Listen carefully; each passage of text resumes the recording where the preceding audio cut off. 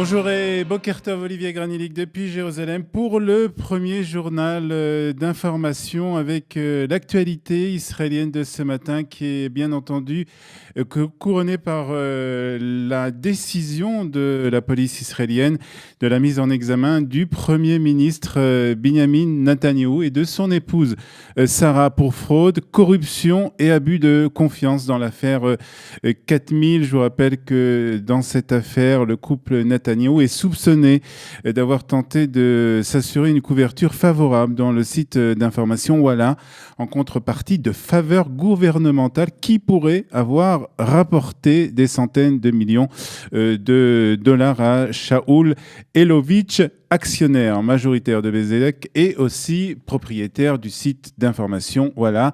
La police a par ailleurs également recommandé l'inculpation du couple Elovitch dans cette affaire. Déjà en février, la police avait recommandé la mise en examen de Benjamin Netanyahou dans deux autres affaires. Il était soupçonné, lui et des membres de sa famille, d'avoir reçu 1 million de shekels en cigares, bouteilles de champagne et bijoux de la part de richissimes personnalités en échange de faveurs financières et personnelles.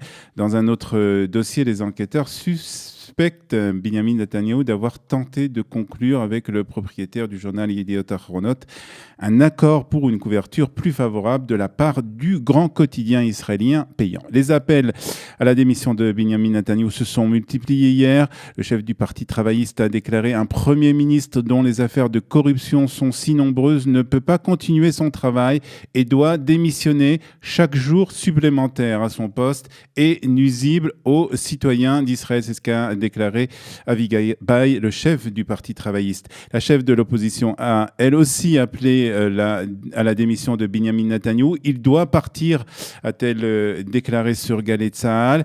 Et puis hier, le Premier ministre a, lui, réagi à ces recommandations lors d'un discours prononcé devant les militants du Likoud à l'occasion de l'allumage de la première bougie de Hanouka. Il a bien entendu fustigé contre la décision de la police.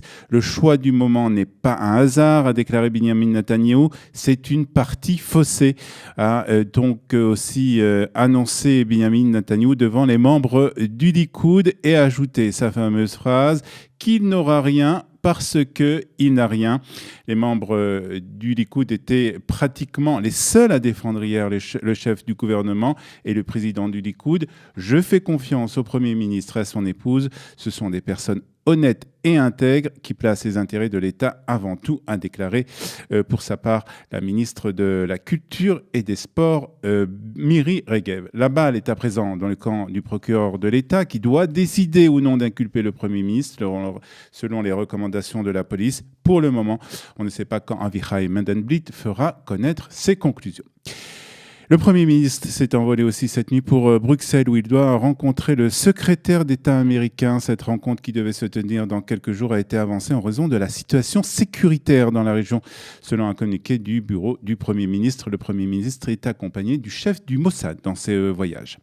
Nouveau sursis pour le gouvernement de Benjamin Netanyahou. La Haute Cour de justice a accordé un nouveau délai de 1 mois et demi jusqu'au 15 janvier 2019 pour statuer sur la loi concernant l'enrôlement des religieux orthodoxes dans l'armée israélienne. Cela va permettre à Benjamin Netanyahou et son gouvernement de disposer donc d'1 mois et demi pour trouver un compromis avec les partis orthodoxes sur ce dossier épineux. Sinon, ces mêmes partis pourraient quitter la coalition et mettre ainsi fin au gouvernement actuel. Et le gouvernement a justement hier approuvé la nomination de Moti Cohen comme chef temporaire de la police israélienne après que le candidat soutenu par le gouvernement avait été refusé par un comité de sélection. Tous les ministres qui ont participé au vote ont soutenu la nomination de Cohen, qui était donc le chef de la police du district du Sud. Je vous rappelle que vendredi, le comité de conseil de nomination qui peut apposer son veto aux nominations pour des positions de haut rang, comme le chef de la police israélienne, a déclaré qu'il ne recommanderait pas Moshe Edrei comme le prochain chef de la police à cause de certaines rencontres qu'il a faites lors du processus de sélection.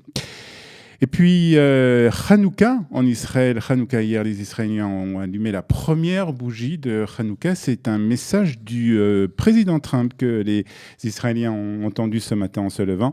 Je souhaite une bonne fête de Hanouka à nos frères et sœurs juifs aux États-Unis, en Israël et à travers le monde.